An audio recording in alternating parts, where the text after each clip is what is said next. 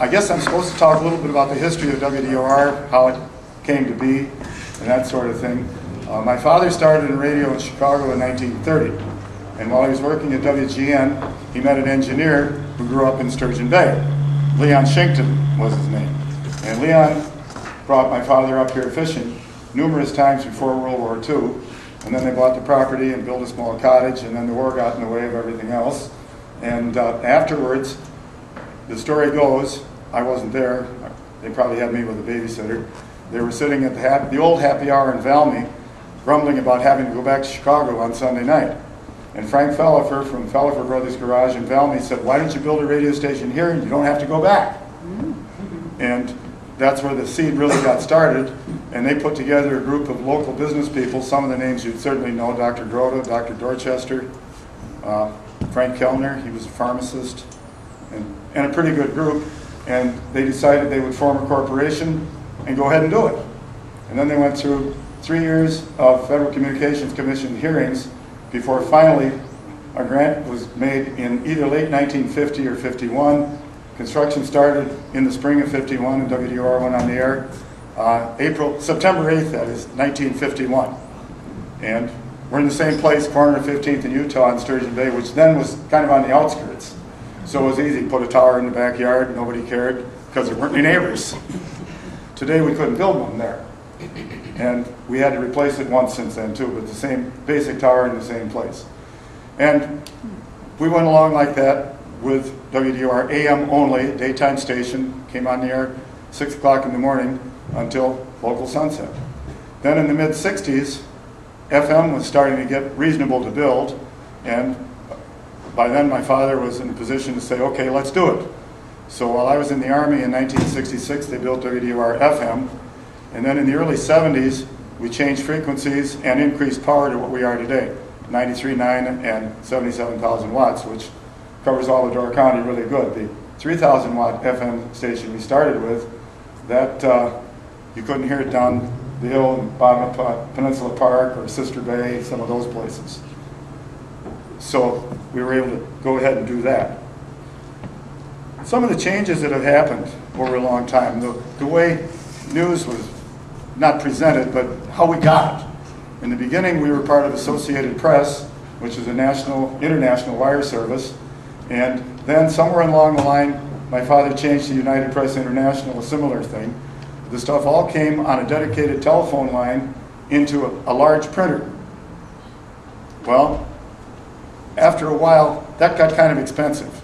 So we just dropped that and wound up with network, ABC network. Before ABC, we've been part of the Mutual broadcasting system. And somewhere in the mid-60s, again, when I was in the Army, that vanished. So we became part of ABC, which ABC Radio has been purchased now by Citadel Broadcasting, which is a big conglomerate.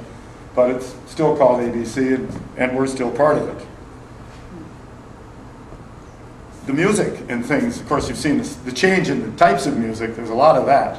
When we started, we played records. All the music was on records, even 78 RPM records, the big ones with a little hole in the middle.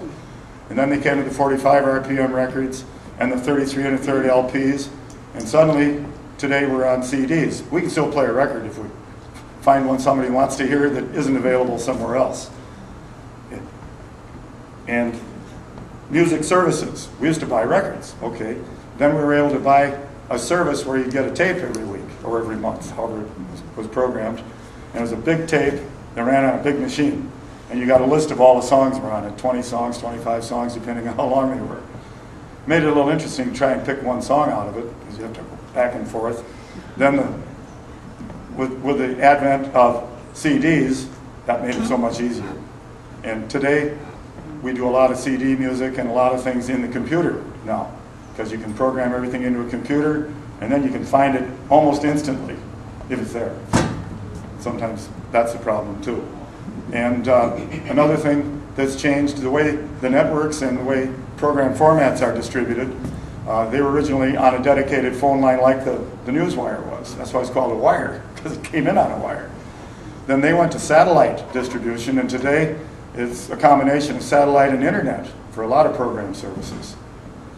And when we went out and did broadcasts, when Dave Olson was managing the Sister Bay baseball team and I was starting to broadcast the games, we still had to go through the telephone company to do a broadcast, which meant installing a special line at the ballpark, connect an amplifier to it, and do all of that. About that time, too, an engineer in Texas came up with the idea, there's a lot of spectrum that's not being used. Why can't we create a system for radio stations to go out to places like Sister Bay, to the ball game, and feed it back over the air, just on a real high frequency.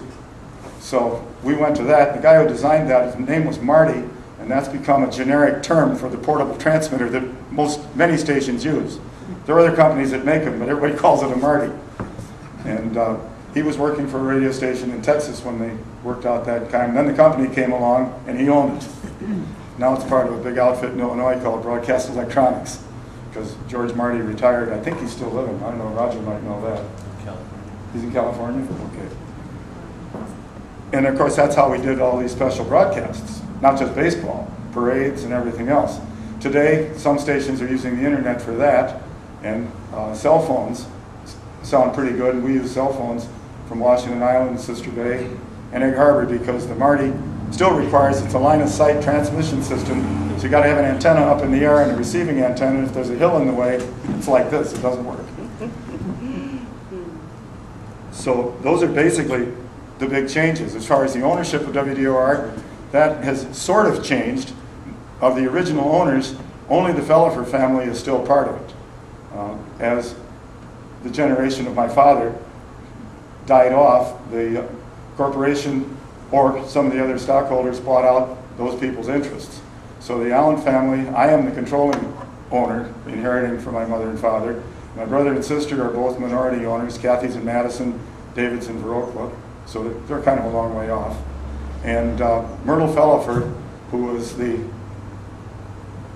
daughter-in-law of Ed Fellifer, the other Fellifer brother, who was involved from the beginning, is still with us. And then Herb Johnson, the lawyer, was one of the original ones, and his two sons, Phil and Steve Johnson, are also still part of the corporation. But it's a lot smaller group than, I think it was 13 at the beginning. And I hope we can stay with it a long time, because my son, who goes by Danny, my father, myself, and Danny, we're all Edward Daniel Allen. So I'm the third, my father was junior, and Danny is the fourth. But Mary Lou said, well, with Ed and Eddie, he better be Danny. So I guess that's pretty much how things stand with us today. Okay, great, thank you. You have 1 minute to spare. I did. I thought I saw you looking at your watch.